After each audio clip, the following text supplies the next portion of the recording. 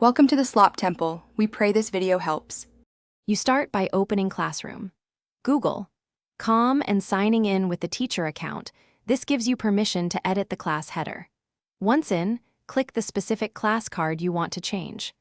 Make sure you use the class's main page, then select the Customize or Theme control in the top right of the header. This is the first actionable step because it exposes the background and color options you'll modify next. Now you choose whether to use a Google-provided image, a color, or upload a photo.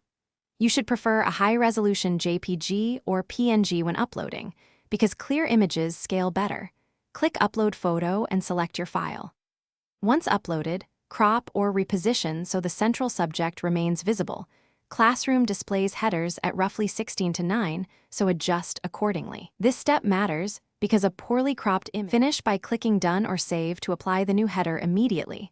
Students will see the update on their next refresh. If the upload fails, make sure the file size is smaller. Aim for under 2 to 3 MB and use JPG format when possible, because browsers handle it more reliably. Finally, verify the look on both desktop and mobile, and if the old image persists, clear your browser cache or reload the page to force the update.